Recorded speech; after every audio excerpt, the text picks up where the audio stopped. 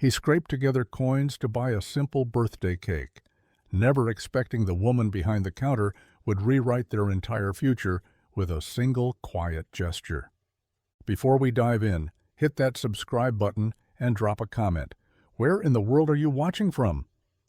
Leif Danner turned the peanut butter jar upside down, and the coins clinked against the kitchen table like raindrops on a tin roof. Dimes, nickels, a few quarters, and a crumpled $2 bill he'd forgotten about. The jar had once held spare change from gas stations, snacks, and soda machines. Now it held something else entirely. Hope, maybe, or desperation masked as determination. He lined the coins up in neat little stacks, counting in silence while his daughter colored quietly at the end of the table.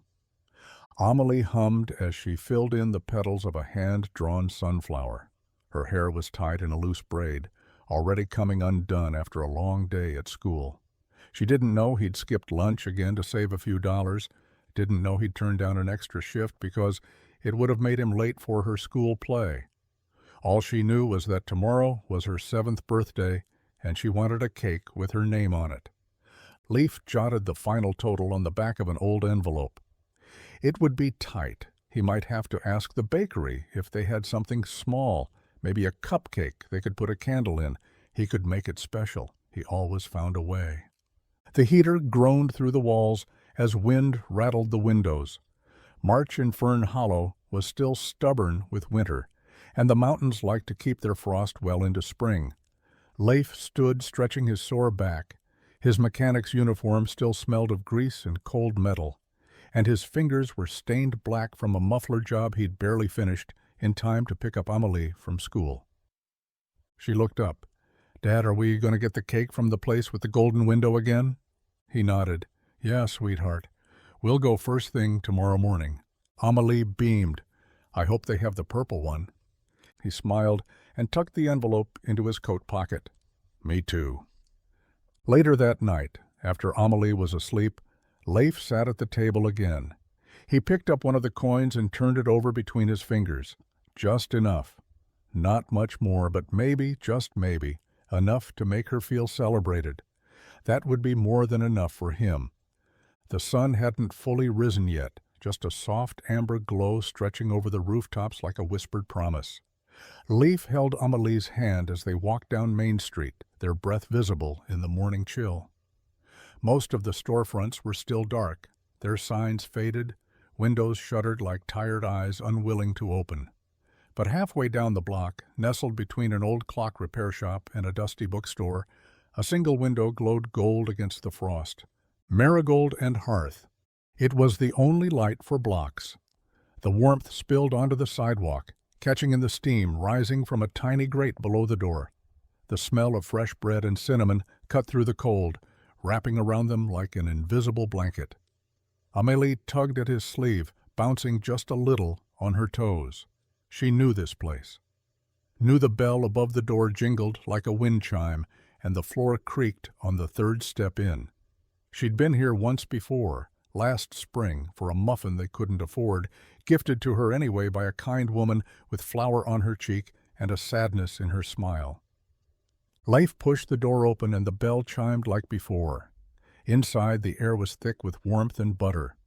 Wooden shelves lined the walls, stacked with pastries, dusted in powdered sugar, loaves of sourdough glistening with melted glaze, and small cakes, each more delicate than the next. It looked like a fairy tale had opened a kitchen. Amelie stepped in slowly, like she didn't want to scare the magic. Her eyes widened at the cakes behind the glass. Chocolate curls, piped roses, golden leaves sculpted from sugar. Leif cleared his throat, stepping toward the counter. "Morning," he said, voice rough from sleep and nerves. From the back came a rustle, then soft footsteps. The woman emerged, apron tied loosely at her waist, sleeves rolled to the elbows. Her dark hair was pulled into a low bun, a smear of flour across her forearm. Same woman, same quiet eyes. "Good morning," she said. No recognition in her face, just warmth. "Cold out there, huh?" He nodded. "We were hoping to get something small, for a birthday." The woman glanced at Amelie, who gave a shy wave. "Let's see what we can do," she said gently, walking toward the glass case. And just like that, the golden window let them in. Serafina Vexley moved with the quiet grace of someone who had learned to stay unseen in plain sight. She wiped her hands on the hem of her apron, still dusted in flour, and offered a small smile as she knelt to retrieve a cake from the display. It wasn't the biggest one in the case, not the kind that turned heads at weddings or took days to craft, but it had hand-piped violets around the edges and a simplicity that felt honest. Honest was something she could offer, even if she couldn't offer much else. She stood slowly, catching sight of the man again, Leif, though she didn't know his name yet. There was something in the way he stood, shoulders back, boots worn through, one hand resting protectively on the shoulder of the little girl at his side. Her braid was crooked, likely tied by him in a rush, and her coat sleeve had a patch sewn with care. Serafina noticed things like that, not because she was curious, because noticing helped her stay grounded. It kept her from remembering too much. "Would this do?"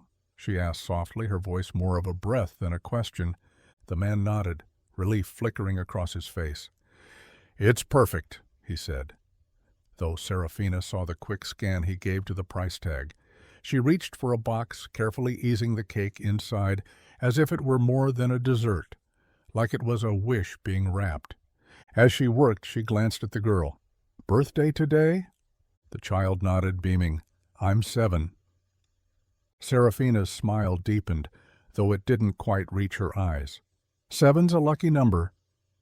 She sealed the box and placed it gently on the counter, then looked up, really looked, for the first time. His eyes were tired and his coat smelled faintly of engine grease, but he was steady, solid. A man who didn't ask for much but gave everything he had, the kind that still existed in stories but rarely in cities. He reached into his pocket and began placing coins on the counter, fingers moving slowly, carefully counting. Serafina watched without saying a word. When he finished, he looked up, expectant. She glanced at the pile and nodded. "Exactly enough, she said. And for the first time that morning, her smile held. Leif's eyes drifted across the glass, scanning each pastry with the careful calculation of a man who couldn't afford to be wrong. There were raspberry tarts and caramel eclairs, each one a masterpiece of color and shine. But his gaze landed on a small vanilla cake, almost hidden behind a row of fruit-stacked scones. It wasn't flashy, just pale buttercream, smooth as river stone, with tiny lavender blossoms piped around the base and a single sugar daisy in the center. He pointed. "That one!"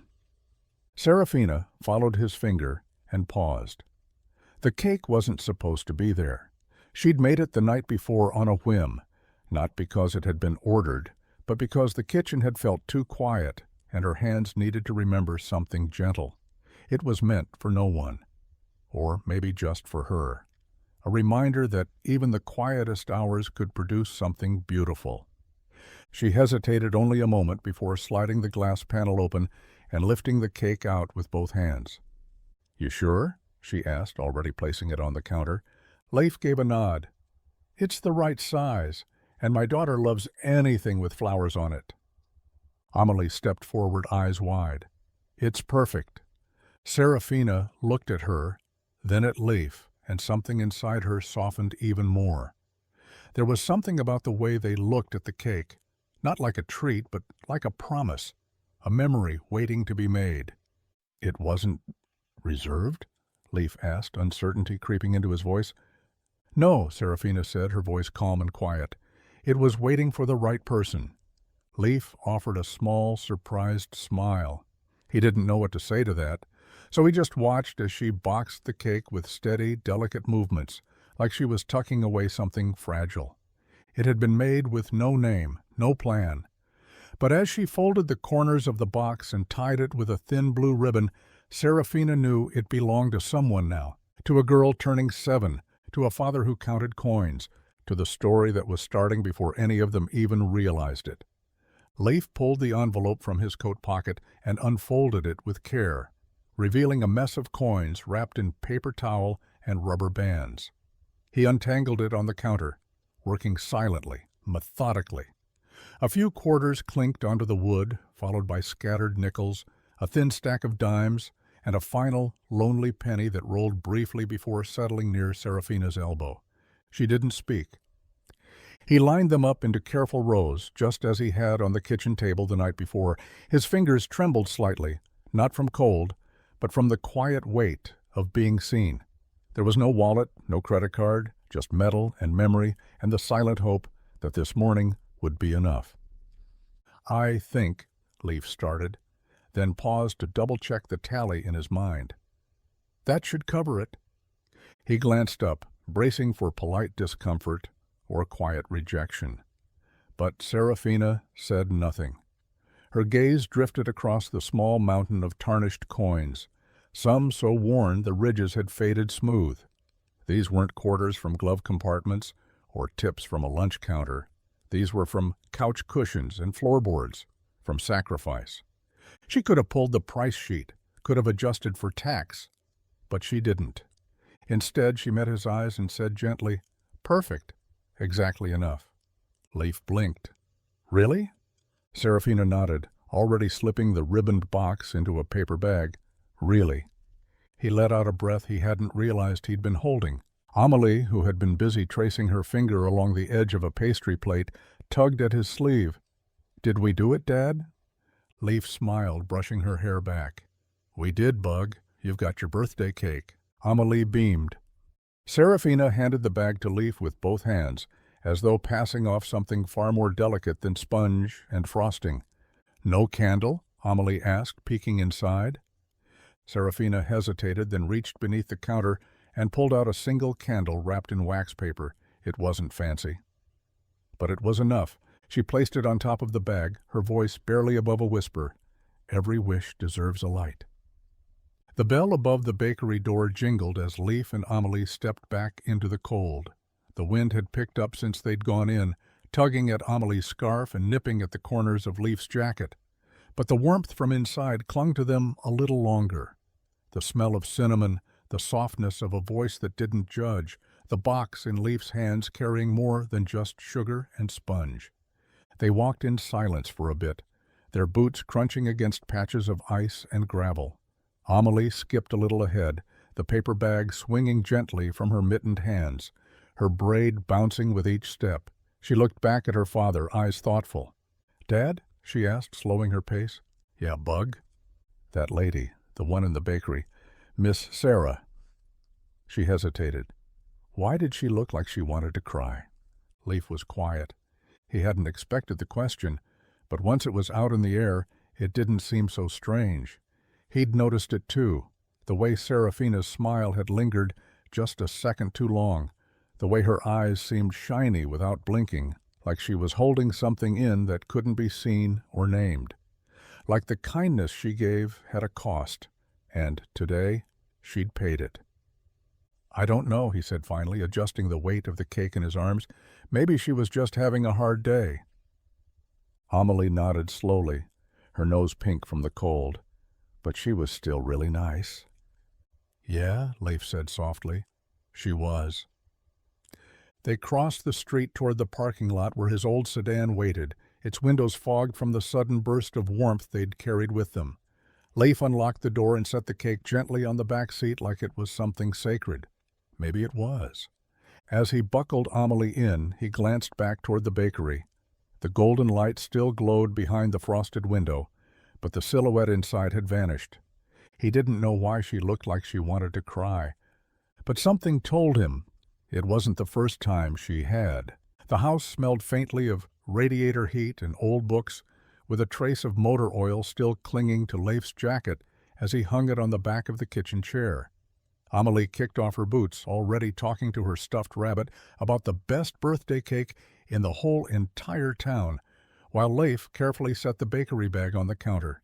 The golden window from Marigold and Hearth had vanished behind them, but its warmth lingered, like it had followed them home and refused to leave.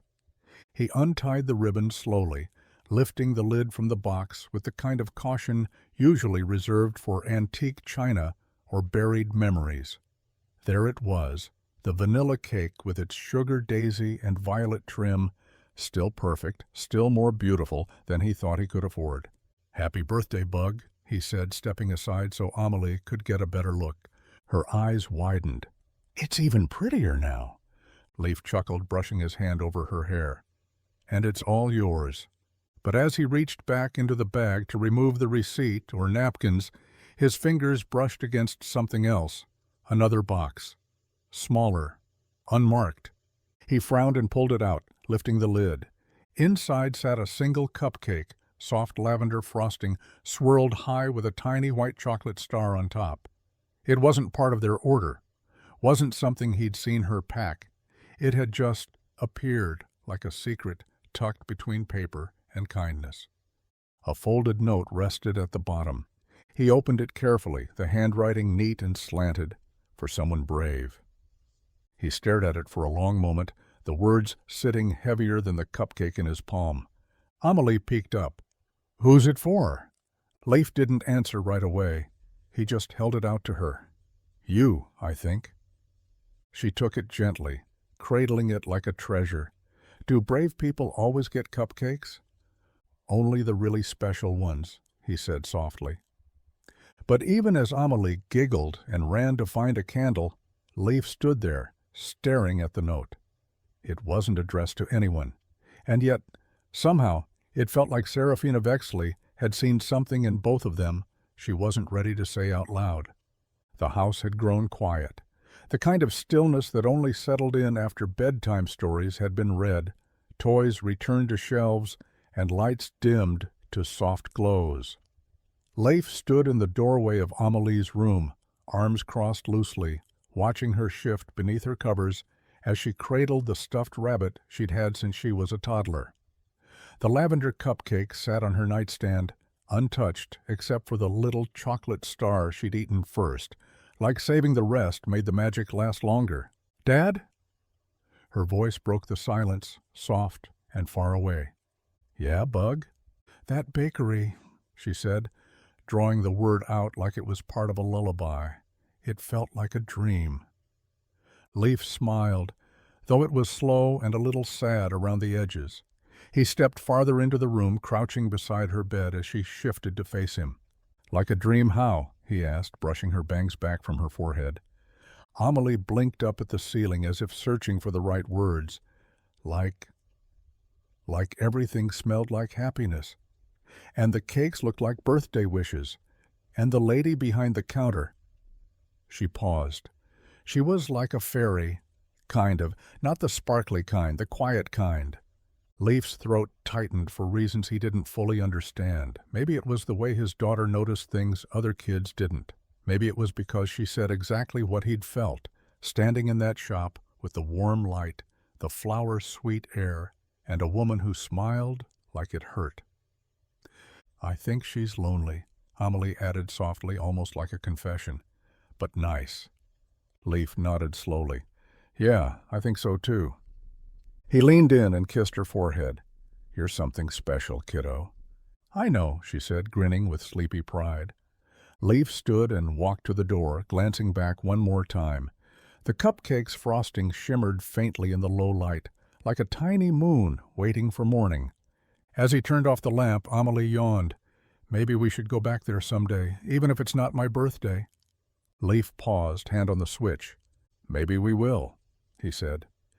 And in the quiet that followed, he realized part of him really wanted to. 3 days later, the weather turned. Rain swept down from the mountains in thick, wind-lashed sheets that turned streets to rivers and roofs into drums. The sky was a colorless gray, hanging low and restless above the small town of Fern Hollow. Leif sat behind the wheel of his old sedan, wipers smearing the windshield more than clearing it, as Amelie sat in the back, humming to herself and watching the drops race each other down the glass. He wasn't headed anywhere in particular, just circling town between errands, trying to find a spark of peace in the motion. He passed the post office, the gas station with the flickering sign, the closed library with plastic sheeting on the roof, and then, without meaning to, he found himself slowing as they approached the bakery, Marigold and Hearth. But something was wrong. The golden glow that had lit the window days ago was gone. The lights were off, the interior dark and hushed. Water beaded down the glass like tears, and the flower boxes below the window sagged under the weight of the rain. Leif pulled to the curb, engine idling, and leaned forward, squinting through the storm. Taped to the inside of the door was a sheet of white paper. The words were handwritten, neat but rushed. Temporarily closed due to water damage. Thank you for your kindness. We'll be back soon. Leif stared at it longer than he meant to. He didn't know why it hit him like it did. Maybe because the last time he'd seen that door, it had opened into something warmer than anything he'd felt in a while. Maybe because he'd just assumed it would always be there. Is she okay? Amelie asked from the back seat. He turned slightly. I don't know, Bug. Do you think her cakes got ruined? Maybe. Amelie frowned. She'll be sad. Leif nodded slowly. Yeah, she might be. The light changed at the corner. Leif hesitated before easing back onto the road, the sign still etched in his mind. Something about it felt final, or maybe, like a pause, one he hoped wouldn't last too long. The storm had passed, but the sky still hung heavy, with the smell of wet earth and splintered wood. Puddles gathered in crooked seams along the sidewalks, and the scent of rain lingered in the air like a reminder that not everything dries at the same speed. Leif wasn't sure why he turned down Maple Street that morning. He didn't need anything from downtown. He wasn't running errands. He just wondered. Marigold and Hearth stood there like a page left open to the weather. The window was bare now. No pastries, no golden light, just a streak of watermarks and the faded remains of the sign still taped to the glass. But as he pulled closer, Leif spotted her. Serafina. She was on her knees outside the back entrance, sleeves rolled, a tarp flung to one side. Buckets surrounded her like a makeshift fortress, and her hands were stained with something between grit and effort. She didn't see him at first. She was focused, screwdriver clenched, jaw tight, her hair falling loose from the clip at her neck. Leif parked without thinking. By the time his boots hit the wet pavement, Serafina had looked up, not startled, just quietly surprised, like she'd forgotten she existed outside of this mess. Their eyes met. No pretense, no smile. I heard about the water, Leif said, stepping closer, the rain-soaked gravel crunching beneath his feet. You need a hand? She blinked, brushing a strand of hair from her face. It's under control. It wasn't. The drain pipe beside her was crooked, detached from the wall at the top. The gutters above sagged. One of the buckets had already overflowed, its contents streaking a pale brown line down the brick. I don't mind, he said simply. She looked at him, and for a moment he thought she might say no again, but instead she exhaled and shifted aside. The downspouts rusted through. I've got tools in the truck, Leif replied. Won't take long. Serafina nodded, eyes softening but still cautious. No strings?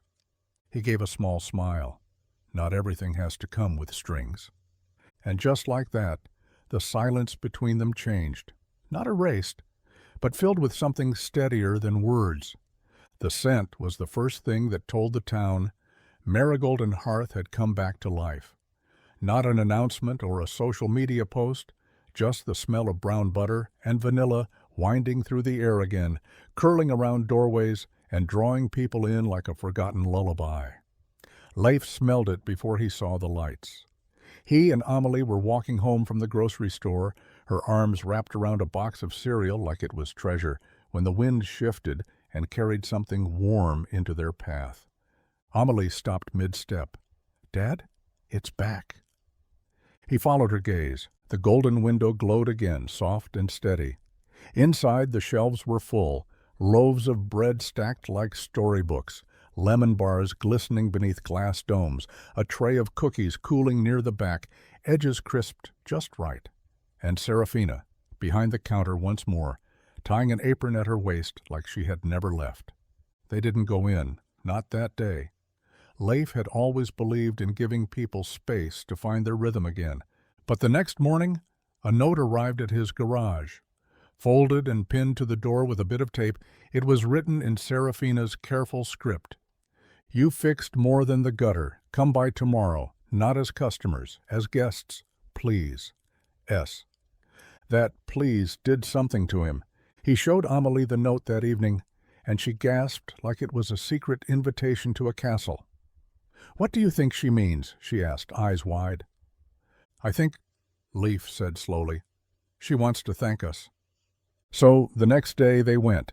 When the bell over the bakery door chimed again, Serafina looked up, and this time her smile wasn't quiet. It was full, hesitant maybe, but real. She stepped out from behind the counter with a tray already in her hands, a little lemon tart for Amelie, and a thick slice of honey loaf for Leif. "No lines today," she said. "No cash register either." Amelie beamed. "Are we special?" Serafina's gaze flicked to Leif, then back to Amelie. "Yes, very." And for once no one corrected her. The bakery felt different that afternoon. Quieter, slower, like it was breathing in for the first time in days. No customers filtered through the door, no rush of orders or clatter of coins, just sunlight slanting through the golden window, warming the polished wood of the counter, and the tops of the scones cooling nearby. Serafina had locked the front early, not because she was done working, but because for once she wanted to stop. Leif and Amelie sat at the little round table near the window, the same one where an old couple used to play cards on Sunday mornings. The light touched Amelie's cheeks as she swung her legs beneath the chair, eyes wide with anticipation. She kept looking at the closed sign on the door and then back at Serafina, like she wasn't sure this moment was allowed. Serafina placed a steaming pot of tea in the center of the table and smiled as she set down 3 mismatched cups, each chipped in a different corner. Then came the scones, freshly baked, buttery and warm, dusted in cinnamon sugar. She sat with them, no apron this time, just a cardigan too big for her frame and sleeves that swallowed her wrists. Amelie picked up a scone and took the first bite with ceremony. She said dramatically. "This is magic." Leif chuckled. "You've got a food critic on your hands?" Serafina smiled. "That's the highest praise I've had in a long time." Amelie took another bite, then looked at her thoughtfully. "Can I call you Miss Sarah?" Serafina blinked, caught off guard. "You can call me whatever you like." "Miss Sarah," Amelie said again, testing it out like a melody. "It sounds like someone from a fairy tale." Leif raised an eyebrow. "She kind of is." Serafina looked down at her tea, cheeks just slightly pink. They sat there a while longer, the 3 of them, sipping tea and sharing scones as the afternoon faded into golden quiet. No one talked about the storm, or repairs, or coins, or cakes. They just existed together, warm and full and almost safe. And from that day forward, the name Miss Sarah stayed. It started like most quiet things in Fern Hollow, without warning and without fuss. Just a stranger wandering into town, camera slung over one shoulder, notebook poking out from a backpack patched with foreign flags and coffee stains. He arrived on a crisp Thursday morning, asking where to find the best place for a real local pastry. 3 people pointed him toward Marigold and Hearth without hesitation. By the time he pushed open the bakery door, the scent of cardamom and vanilla hung in the air like a welcome mat. Serafina looked up from the counter, hands dusted in flour, sleeves rolled, her hair tied in its usual low knot. The man smiled, introduced himself as Theo. "Just passing through," he said, and ordered a cranberry scone and a cup of whatever tea she liked best. She made chamomile. Amelie was there too, drawing quietly at the window table, her rabbit toy seated beside her like a tiny guest. Leif walked in a few minutes later to drop off a new filter for the kitchen sink, just something he'd noticed needed fixing the day before. Theo watched the way Serafina's eyes softened when she saw Leif. Not romantic, not obvious, but unmistakably different. The way someone looks at someone they trust, maybe for the first time in years. Theo didn't ask many questions. He just listened, took photos of the pastries, scribbled a few notes. Asked Amelie if the scones were always that good. She nodded enthusiastically and said, "Miss Sarah makes the best everything." That evening, he posted an entry to his blog, Small Town Magic in the Mountains, a bake shop called Marigold and Hearth, a woman with the quiet grace of someone who's lost something and learned how to keep going, and a mechanic who fixes more than just broken things. Come for the cake, stay for the story. The next day, the post had over 1,000 shares. Serafina didn't notice until someone from 3 towns over showed up, asking for the cake that saved the little girl's birthday. She looked confused. Leaf just grinned and said, "I think we've been found." And though she never said it out loud, Serafina saved a copy of that post, printed it quietly, folded it into a book on her shelf, just in case the quiet parts of her life ever needed to be remembered. The first rumor didn't start in Fern Hollow. It started online, somewhere in the tangled threads of comment sections and cafe blogs, beneath the surface of Theo's quiet post. A reader asked about the name, Serafina. It wasn't common. It wasn't easy to forget. Someone else responded, said it reminded them of an article from years ago, a tech summit, a scandal. Then, a disappearance. By the end of the week, whispers began to drift through the town like wood smoke, thin, curling, impossible to contain. Could it be her, Serafina Vexley, the heiress to the Vexley fortune, the woman who walked away from a global software company after her father's death, the same woman who vanished after a boardroom fallout, skipping every interview, dodging every camera, leaving behind billions and an empire to rot under new hands? Surely not her. Not in Fern Hollow. Not the woman who kneaded dough in the mornings and swept her own doorstep at night. Not the woman who wore cardigans with frayed sleeves and gave away scones to children with scraped knees. But they whispered all the same. At first it was subtle. Questions about where she came from, why she never left town, how she could afford to keep the bakery open when the rest of Main Street sagged under the weight of the economy. Then it grew bolder. A woman at the hardware store asked outright. A customer from out of town said they'd seen her in a magazine once. Serafina never answered. She just smiled politely, lowered her eyes, and kept her hands busy. Bread in the oven, tea in the kettle, orders to fill. Life heard the talk too. A co-worker at the garage mentioned it one afternoon while handing him a wrench. "They say she used to be someone," the man said, smirking. "Big deal. Fancy money. Vanished." Leif didn't look up. "She's still someone," he said, "just not someone who needs proving." And that was the end of that. That night, Serafina stood by the bakery window long after closing. Her reflection was soft in the glass, almost unfamiliar. She touched the pane lightly, then drew the curtain closed. Whatever life she once had, she'd buried it deep in flour and fire. But it was never gone, just waiting for the wind to stir the ashes. The sign flipped to closed just after sunset, but the lights inside Marigold and Hearth stayed on, casting a warm glow that spilled out onto the quiet sidewalk like a secret that refused to sleep. The streets were mostly empty now, except for the occasional dog walker or the hush of tires gliding over wet asphalt.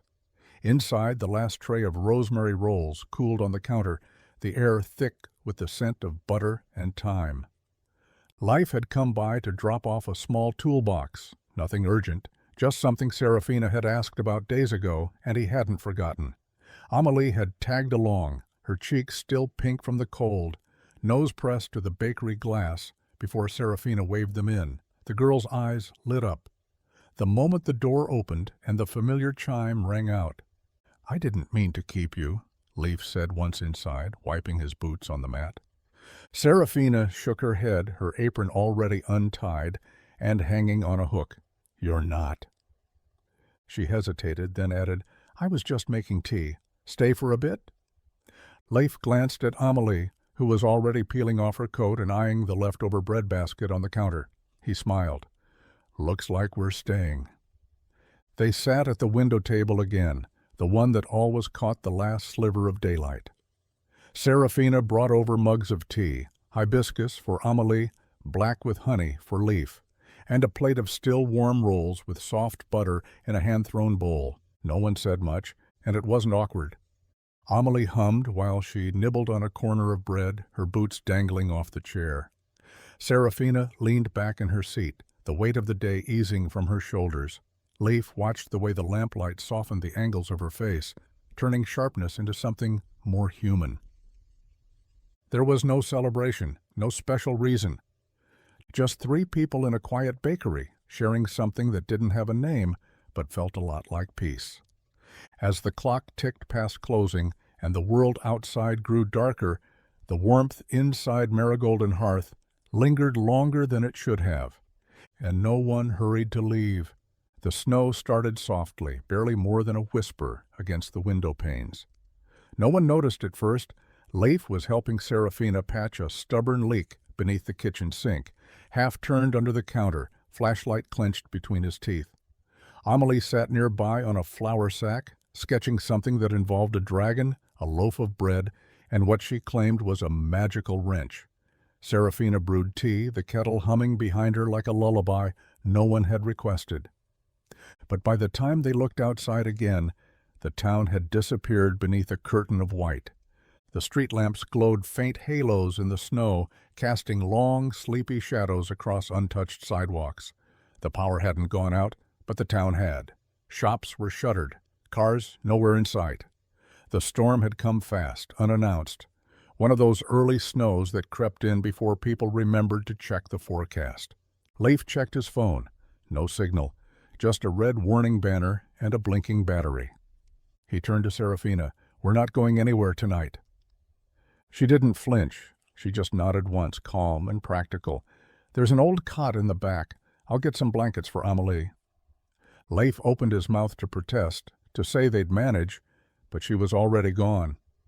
When she returned, she carried a faded quilt and a pillow that smelled faintly of lavender and years gone by. Amelie beamed like it was a sleepover made just for her. Serafina tucked her in near the old brick oven, the heat still radiating gently from earlier baking. Amelie whispered a soft, "Thank you," and was asleep minutes later, rabbit toy clutched to her chest, snow falling beyond the window like a dream made real. Serafina poured Leif another cup of tea and handed it to him without a word. They sat near the front window, the golden light inside contrasting the soft white world outside. No small talk, no explanation, just two people sharing silence like it was something sacred. At one point she looked over. "She trusts you completely." Leif nodded, eyes still on the snow. "She trusts you too." They stayed like that for a long while, until the world turned quiet, and the only sound was the wind brushing against the bakery's bones. Morning didn't feel like an end, just a continuation of something that had started long before the snow. The morning after the snowstorm, the world outside looked like it had been dusted in powdered sugar. The rooftops glistened, the streets were muffled in white. But inside Marigolden Hearth, the oven hummed. The scent of cinnamon and browned butter filled the air, and the cold stayed exactly where it belonged, out there. Leif stood at the counter, rolling up his sleeves as Serafina mixed batter for a new batch of walnut scones. Amelie was still asleep on the cot in the back, cocooned in blankets and dreams. The quiet was comfortable, familiar. A rhythm had formed between them, passing tools, reaching for ingredients, sharing smiles that didn't need words to mean something. Serafina stirred slowly, eyes on the bowl, her expression calm. "I used to hate mornings," she said, almost absently. Leif glanced over but said nothing. She added flour to the mix. Everything was scheduled. Breakfast meetings with people I didn't like, calls at 6 a.m. to Tokyo, helicopter rides to nowhere that mattered. Her voice didn't sharpen, but something in it thinned. "I once spent 42 minutes in a room with 3 lawyers arguing over the word promise." Leif raised an eyebrow but still didn't interrupt. She looked up suddenly, like realizing too late that she'd said too much. "That was a long time ago." He leaned back against the counter, watching her for a beat. You don't have to explain. Her hand stilled. I'm not used to people who don't ask. Leif shrugged, lifting a spoon to taste the batter. Then get used to it. Serafina blinked, startled, and then she laughed. Not a loud laugh, not even a full one, just a breath caught and softened, like it had been waiting years for permission to slip free. You're strange, Leif Danner, he grinned. Takes one to know one. She tossed a towel at him, but her smile lingered even after she turned away. The headlines, the deadlines, the life she'd walked away from, they didn't vanish. But they didn't own her anymore either. And for the first time, maybe ever, Serafina realized she didn't have to hide every part of the woman she used to be, not with him. Serafina had grown used to two kinds of men, those who tried to impress her and those who tried to unravel her. Both exhausted her. Both looked at her and saw something they wanted to chase, claim, or conquer. Even when she walked away from that world, changed her clothes, opened a bakery with her own two hands, she still saw it in the eyes of strangers, the flicker of recognition, the hunger for a story, a headline, or a favor. But not with Leif. He came in most mornings now, not as a customer but as someone who belonged, sometimes with a toolbox, sometimes with Amelie, sometimes with nothing but a quiet hello and an offer to fix the hinge on the pantry door. He never asked about her past, never once said her name like it carried weight, or whispered it like it held mystery. Instead, he asked things like, "Want help peeling apples?" or "Need a second opinion on that shelf you're thinking about moving?" When Serafina mentioned a memory from her old life, a city skyline, a boardroom, a press event, he didn't raise his eyebrows. He didn't joke or dig. He just nodded, as if she'd said she used to live near the ocean or once had a dog named Clover, like it mattered because it was hers, not because it meant anything to anyone else. And because of that, she breathed easier around him. She didn't have to fill the silence when they worked side by side, didn't have to smile when she didn't feel like smiling. He didn't flatter her, didn't throw compliments like sugar to mask something else. If he liked her bread, he said so. If he didn't, he'd tell her it was a little too dense, and then offer to help knead the next batch. She caught herself one afternoon leaning against the counter, watching him wipe his hands on a towel after helping her lift flour bags into storage. There was no angle to him, no performance, just Leif. Solid, quiet, kind in a way that didn't need explaining, and in that stillness, Serafina felt something rare, safe, unjudged, known. It was a slow afternoon at Marigold and Hearth, the kind that invited time to stretch and settle into the corners. The oven was off for once, the scent of cinnamon lingering from the morning's batch of rolls. Outside, the town moved lazily under a sky streaked with watercolor gray. Inside, warmth pooled in quiet places, between words, in glances, in the clink of teacups on saucers. Amelie sat at the window table, legs swinging beneath her chair, a handful of crayons scattered around her like fallen leaves. She had her tongue between her teeth, the way she did when she was concentrating hard. A blank sheet of butcher paper from the bakery's back room lay before her, slowly coming to life in color and shape. Leif leaned against the counter nearby, sipping tea while Serafina rearranged the front display, not because she had to, but because she liked things to feel fresh. Neither of them paid much attention to Amelie at first. She often drew while they worked. Dragons, trees with names, her favorite scones. But today was different. When she was done, Amelie stood quietly and crossed the room with the drawing pressed against her chest. "Miss Sarah?" Serafina turned, drying her hands on a linen towel. "Hmm?" "I made this," Amelie said and held it up. The paper was filled with color, a bakery with a golden window and potted marigolds flanking the door. Inside, 3 figures, one tall with a tool belt, one small in a purple coat, and one with her hair in a bun, holding a tray of something sweet. Underneath, written in crooked crayon letters, "Our corner of the world." Serafina stared at it, throat tightening unexpectedly. The drawing wasn't perfect, the perspective was off, and the marigolds looked like sunbursts, but it was true, somehow impossibly. It was true. Leif leaned in to look, smiling softly. She's good with details. Amelie beamed. That's you, Miss Sarah. That's me and Dad. That's our bakery.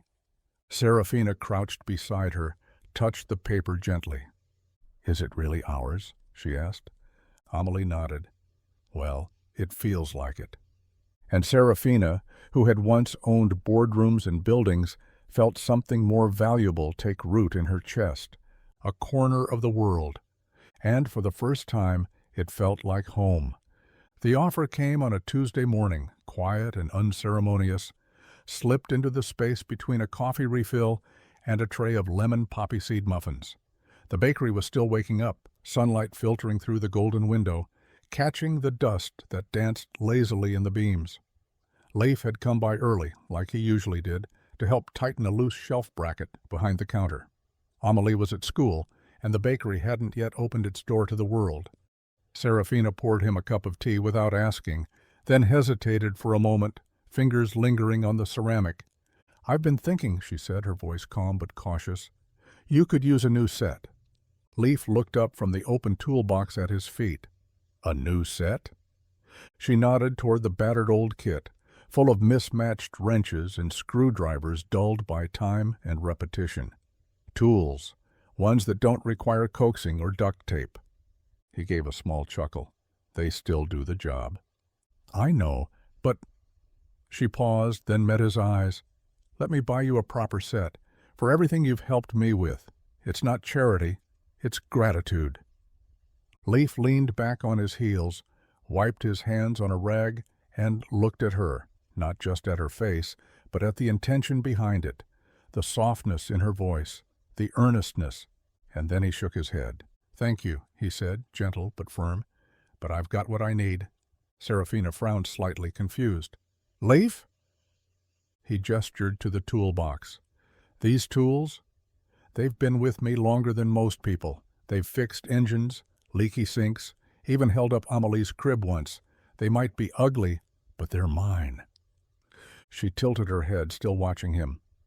What I need, he said, standing slowly, I already have.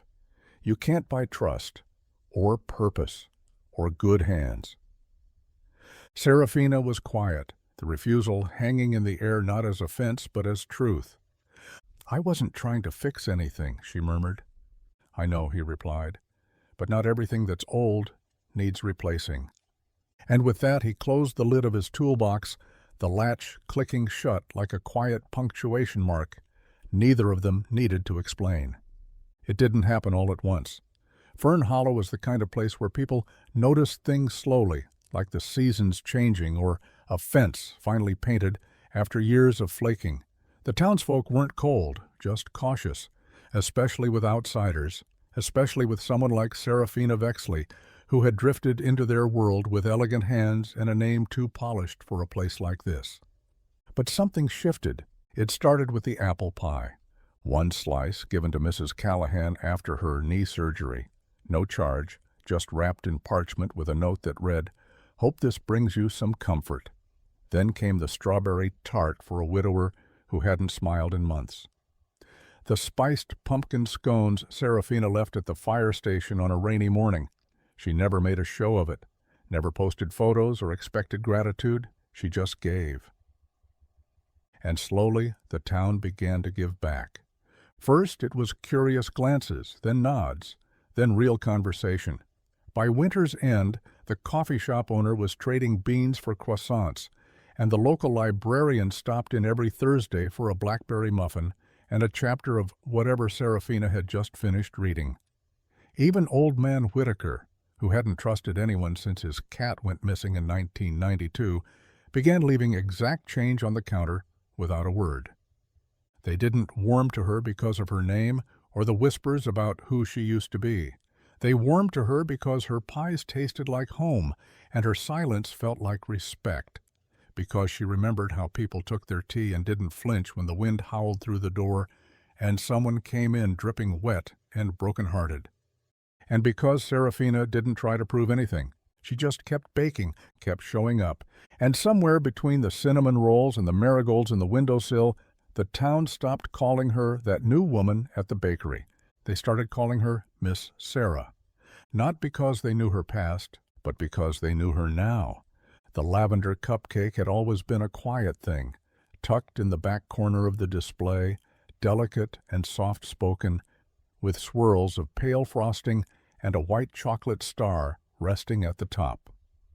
It wasn't the best seller. Most customers overlooked it, reaching instead for the flashier lemon meringue or the rich double chocolate ganache. Serafina never minded. Some recipes weren't meant to be loud. But one afternoon, Amelie wandered behind the counter, the way children do when they feel like they belong. She stood on her tiptoes, peered into the display, and pointed to the cupcake with reverence. "That's the one you gave me," she said. "The one that said, 'For someone brave.'" Serafina smiled softly. "You remembered." Amelie nodded. "It's still my favorite." Leif, watching from across the room, just sipped his tea and let the moment breathe. He didn't say anything. He didn't need to. Later that night, after the bakery had closed and the ovens had cooled, Serafina stood alone with a pen and a slip of thick cardstock. She stared at the name, Lavender Star, and crossed it out. In its place she wrote, "Amelie's Courage." No fanfare, no explanation. By the end of the week, customers began asking about it. "What's the story?" they'd say. "Who's Amelie?" And Serafina would smile in that quiet way of hers and reply, "Someone very small and very brave." Orders tripled. Parents came in to buy them for children facing piano recitals and school presentations. A teenage girl bought one before her driver's test. A retired nurse bought two after getting news from the hospital. They didn't know Amelie, but they understood courage. Serafina didn't expect the attention, but she didn't shy away from it either, not this time. And the strangest thing? She smiled more now. Not the practiced smile from her old life, the one she used in interviews and polished boardrooms. This one was softer, less rehearsed, like it was rising from something inside her she'd forgotten still existed. Because in naming that cupcake, she hadn't just honored a little girl. She'd honored a moment of truth and let it stay. It was late, long after the bakery had closed and the last loaf had cooled. The lights were low, the air scented faintly with cinnamon and cooling butter, and Amelie had fallen asleep in the back room again, wrapped in the same quilt Serafina always kept folded on the cot. Leif lingered in the corner near the sink, wiping his hands on a towel more out of habit than necessity. Serafina sat across from him, elbows on the table, sleeves rolled to her elbows, a cup of tea growing cold in front of her. She looked tired in the way people do when they've had a good day, the kind of fatigue that comes from fullness, not from absence. Leif didn't speak right away. He never rushed into things. But then he glanced toward the kitchen, where Amelie lay sleeping beneath soft light, and he said, "I used to have this idea." Serafina looked up, curious. "Yeah?" He nodded slowly, folding the towel over itself. "Back before life got so tight, when I still had a few more hours in the day to imagine things." "What kind of idea?" Leif looked down at his hands, calloused and worn. "A mentorship program for kids who didn't have much, high schoolers, maybe even middle schoolers, the ones who got overlooked." He met her eyes. "Teach them how to fix things, cars, bikes, water heaters. Show them what work can look like when you're good with your hands." Serafina listened without blinking. No interruptions, no polite nods, just stillness. The kind that made people say more than they meant to. "I wanted to call it the Fix-It Crew," Leif continued, a small smile playing at his lips. "I even made a flyer once, thought maybe I'd get the town on board. But then Emily was born, and then everything else happened." He didn't elaborate. He didn't have to. Serafina leaned forward, resting her chin lightly on one hand. "You should do it," she said softly. Leif chuckled. "I don't even know if I have the time." Her voice didn't change. "Then we'll make time." And in the pause that followed, it wasn't just a dream anymore. It was a door cracking open, one she was ready to help him walk through. She didn't just hear the plan, she heard him. The email came in just after sunrise, buried beneath newsletters and order confirmations in a mailbox Serafina rarely checked anymore. She only opened it that morning to send a delivery invoice to the flour mill. But there it was. Subject line simple, familiar, sharp as the edge of a knife. "Long time, Sarah. Let's talk." She almost didn't open it, but curiosity, that old ghost, pulled at her. Inside, it was brief. Too brief.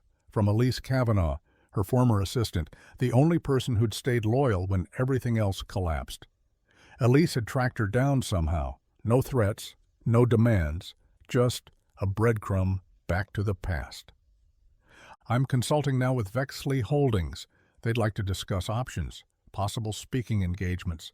A short feature in Wired, maybe? There's interest in your story. Still time to come back. No pressure. Just think about it." Underneath it, her old calendar, already color-coded with fake appointments, waiting to be filled. Serafina stared at the screen. The bakery was still quiet around her, morning light beginning to rise through the golden window. She could hear the faint hum of the oven preheating, the rustle of leaf outside sweeping snow from the doorstep.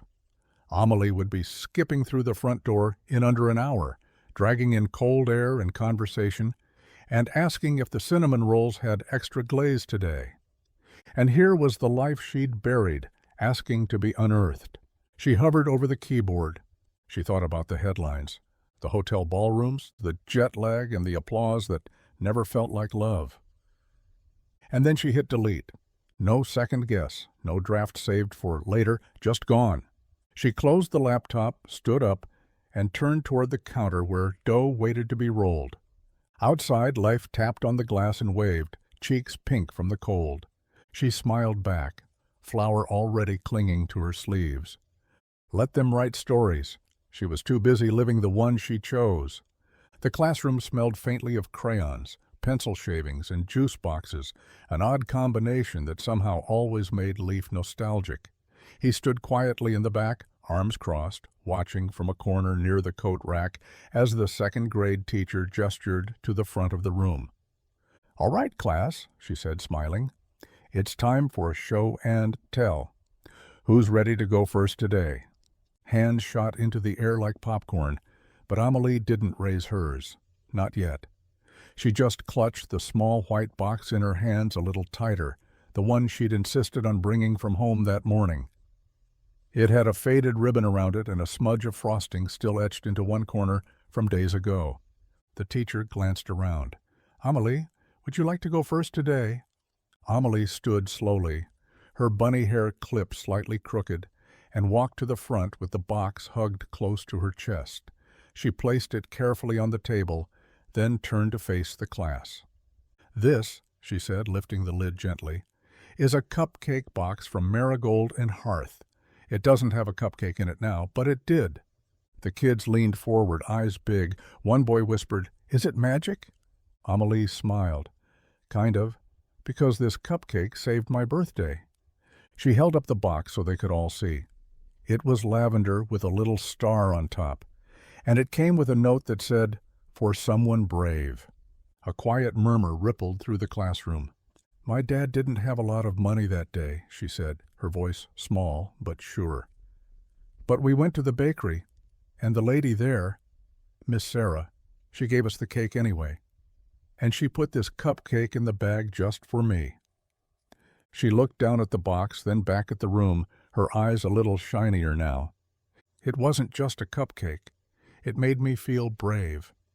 And it gave me a new friend." The teacher blinked quickly, pressing a hand to her chest. Leaf swallowed hard, unseen in the back. The class clapped softly, not out of obligation, but because somehow they understood. Sometimes the smallest things carry the heaviest kindness, and sometimes a cupcake is so much more than just a treat. The bakery was quiet after dusk, the ovens cooling, the chairs turned upside down on tables, and the golden window casting its last honeyed glow across the empty floor. Serafina sat in the corner booth with her journal open, a mug of tea cooling beside her, and her pen tapping slowly against the page. She hadn't written in weeks, not because she'd forgotten, but because she was afraid of what might come out if she let herself speak too freely. But tonight, something inside her cracked open. Not in a painful way, more like how frost thaws when the light lingers just long enough. She touched her pen to the paper and, without planning to, began writing, not to someone else, but to herself. Dear Sarah, you did it. Not the way they expected, not with speeches and stocks and staged applause, but this quiet corner of the world, you built it with your own hands. Flower-dusted fingers, morning light, smiles you didn't have to fake. They told you what your life should look like. They paved it in gold and lit it with expectation. And you walked away. You lost things, yes. Money, reputation, a seat at the table. But here, you found your name again. This is the life you wanted, not the one they built for you. She paused, reading over the words as though they belonged to someone else. But they didn't. They were hers, every line etched from truth, not fear. She kept writing. You are not less because you left. You are not small because you chose quiet. You are whole in this space. With your bread, your tea, your people. She closed the journal carefully, fingers lingering on the worn leather cover. No headlines would be written about this moment, no interviews or press releases. But it was the truest thing she'd ever written. Across the room, the wall clock ticked on, the world still turning. And for once, Serafina Vexley didn't feel behind. She felt home. The morning it went up, the town hadn't yet stirred. The air was still crisp, the streets washed in that blue-gray hush that only exists just before sunrise. Leif stood on the ladder with a wrench in one hand, the other steadying the wooden sign as he secured the final bolt. Below him, Serafina stood with her hands in her coat pockets, eyes squinting upward, hair pulled back, cheeks pink from the cold. They hadn't told anyone. No announcement. No ribbon cutting, just a quiet agreement that it was time. The old sign had served its purpose, soft gold lettering, slightly faded from weather and sun. Marigold and hearth had always been hers, in name and in labor, but now it was something else, something shared, something neither of them had words for, but both had felt growing beneath the flower-dusted floors and hand-fixed pipes. When Leif climbed down, Serafina took a step forward. The new sign gleamed with morning dew. Marigold and hearth, Danner and Vexley crafted with grace, baked in grit. She stared at it a long time. He nudged her lightly. Too much? She shook her head slowly, eyes still on the sign. It's perfect. The names sat side by side like they always should have been. Not titles, not brands, but something closer to roots. Danner and Vexley. A man who fixed what people gave up on. A woman who walked away from everything to find something real. People noticed the sign within hours. The post office clerk who picked up muffins on Fridays, the nurse who stopped in after her night shift, Mrs. Callahan, whose knee had healed but still came in for tea. All of them paused, squinted up, smiled. No one questioned it. No one asked why. They just understood. Inside, Amelie taped up a hand-drawn version of the new sign in the corner window. Her version had flowers growing between the letters and hearts. Serafina stepped back inside, watching the light filter through the glass. The bakery hadn't changed, but now it had a name that told the truth. The morning started with the scent of cinnamon and orange zest wafting out of the open bakery door. The chill hadn't yet left the air, but something warmer was drawing people out of their homes, down the sidewalks, past the post office and the diner, and straight to the heart of Main Street, Marigold and Hearth. There was no flyer, no official invite, just a chalkboard sign leaning against the door that read in Serafina's careful script. Community Bake Day. Bring a recipe, bring a story, bring yourself. They came slowly at first. Mr. Halbrook brought his late wife's cornbread recipe, written on an index card stained with thyme and butter. The Murphy twins carried in a tray of peanut brittle so sweet it nearly glued their fingers together. A retired school teacher arrived with jars of homemade jam. A teenager came with no recipe at all, just wide eyes and the hope someone would show him how to whisk properly. Serafina didn't command. She welcomed. She moved from counter to oven, apron dusted, hair loose, her hands guiding old hands and new. Life worked beside her, sleeves rolled, showing two kids how to knead dough without smashing it into a wall. Amelie passed out napkins and stories in equal measure, her laugh bubbling louder than the coffee pot. Flour spilled, sugar coated the floor. Someone burned a batch of biscuits, and no one cared. Because the bakery had become something more than a shop that day. It became a town table. A place where strangers leaned in closer, where neighbors who hadn't spoken in years rolled out pastry together and argued, lightly, lovingly, about the right amount of nutmeg. Where everyone, no matter how old or alone or unsure, had a place to stand and something to contribute. When the sun climbed high and the tables overflowed with pies and rolls and jam-filled thumbprints, Serafina stepped back, hands on her hips, breath caught in her throat.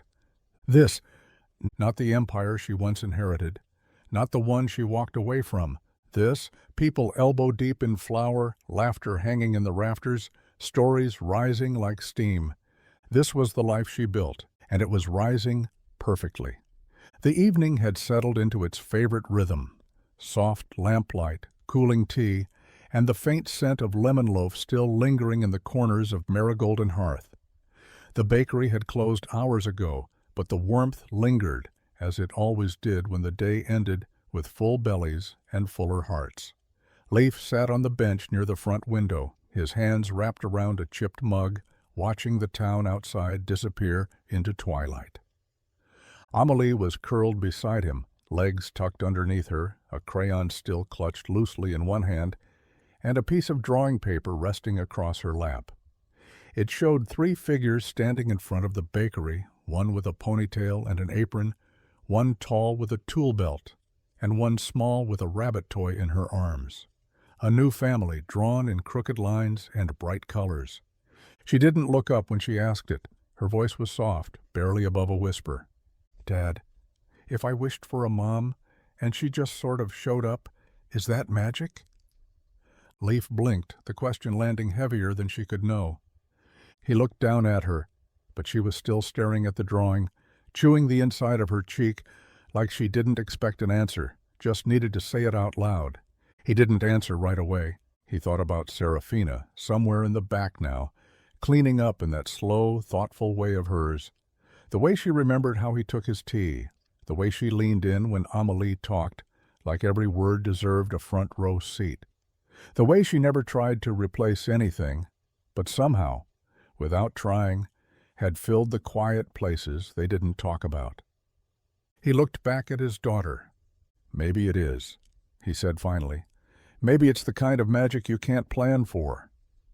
Amelie smiled, just barely, then rested her head against his arm. I hope it stays, she whispered. Leif kissed the top of her head, the drawing fluttering slightly in her lap. So do I, Bug, he murmured. So do I. The night was quiet, the kind of quiet that doesn't ask for anything, just rests gently over the world like a well-worn quilt. The bakery was clean and still, the chairs back in place, the counter wiped down, the scent of baked apples clinging faintly to the air. Outside, snowflakes drifted lazily beneath the glow of the street lamp, and Amelie had already fallen asleep on the couch in the back, her arms curled around her rabbit, a paper crown askew on her head from that afternoon's pretend royal tea. Leif sat at the window table, mug of tea in hand, watching the snow collect in little piles along the sidewalk. Across from him, Serafina moved quietly, tying her apron behind her back before sliding into the seat across from him, her expression unreadable but not distant. They sat in companionable silence, the warmth between them built not from words but from all the days before this one, the shared dough, the shared glances, the unspoken laughter. the closeness that comes when two people stop waiting for the right moment and start noticing the one they're already in. Then, Serafina reached into her apron pocket and pulled out a napkin, folded neatly, square edges aligned like she'd been carrying it for hours, waiting for a breath steady enough to let it go. She placed it gently in front of him, eyes still on her hands. Leif blinked, then unfolded it slowly. Scrawled in her neat, looping handwriting were just a few words. Would it be okay if we stayed like this? For good? No question mark. Just the quiet courage of someone who had built her life again, piece by piece. And was now placing the last one in someone else's hands. Leif looked up. She was already watching him. He didn't say anything. He didn't need to. He reached across the table, folded his hand over hers, and nodded once. Firm, certain. Serafina let out a breath she hadn't realized she'd been holding. Outside, the snow kept falling. Inside, something even quieter settled into place. It began with a photo, not one they posed for, not one they knew had been taken, just a candid, quiet shot snapped during the community bake day. Serafina laughing, flower on her cheek, Amelie perched on a stool beside her, Leif in the background, sleeves rolled, smiling at them both like he hadn't smiled in years. Someone had posted it to a small-town Facebook page with the caption, "Magic in Fern Hollow." And somehow, it spread. The article came out a week later. It wasn't splashy or cruel, just honest. A quiet profile in a well-read digital magazine, tucked between headlines about politics and tech. But there it was, impossible to ignore. Heiress becomes baker. Mechanic builds her a roof. Together, they build a family. It told their story, the real one, about a woman who'd vanished from boardrooms and glossy covers only to reappear years later in a sleepy mountain town, serving tea and kneading bread with hands that had once signed billion-dollar deals. It spoke of a widowed mechanic with a daughter who believed in magic and a bakery where something more than pastries had risen between them. Serafina read it early one morning, the oven still warming, the town still asleep. She stared at the screen for a long time. It didn't feel invasive, just true and tender in a way that made her heart ache. She printed a copy and slid it into a folder, not for display, just for keeping. When Leif arrived later that morning, she handed him the page without a word. He scanned it once, then twice. Amelie peeked over his shoulder, reading the headline out loud. "Wait," she whispered. "Is that us?" Leif looked at Serafina, a smile pulling at the edge of his mouth. "Looks like someone told the story anyway." She exhaled, but it wasn't fear, it wasn't dread, it was relief. Because for once the truth had followed her, and chosen to be kind. The scent of warm bread still drifted out from the golden window every morning, just as it had decades earlier. The marigolds on the sill bloomed faithfully each spring, their petals vibrant against the worn bricks of the shop's front. Inside, the floors creaked the same way they always had, and the little bell above the door still chimed with the same soft charm that made people pause when they walked in. But everything was different now, too, because the girl who once traced hearts in frosting with her fingers and believed in quiet magic had grown up. Amelie stood behind the counter, apron tied neatly at her waist, her sleeves rolled just like her father used to, and her hair pulled into a low bun that never stayed quite in place, just like Serafina's had. The bakery was hers now, not in a way that felt inherited, but in a way that felt lived into, earned, breathed, baked into the walls. She kept the name, Marigold and Hearth, Danner and Vexley. She added one more plaque beneath it, now and always home. People came from nearby towns, from cities, from places that had only heard whispers of the place where a mechanic and a runaway heiress built something sweeter than fortune. Every so often someone would ask, "How did it all begin?" And Amelie would smile, the same crooked smile she had as a child, and say without hesitation, It started with a jar of coins and a cupcake that made everything possible. She never said more than that, because the rest they could feel in the air, in the cinnamon, the warmth, the softness of the light, in every corner of the shop where flour dust danced and fire still lived gently inside the oven. She hadn't just inherited a bakery, she'd inherited their story, and every morning she opened the door, she told it again, without ever needing to speak.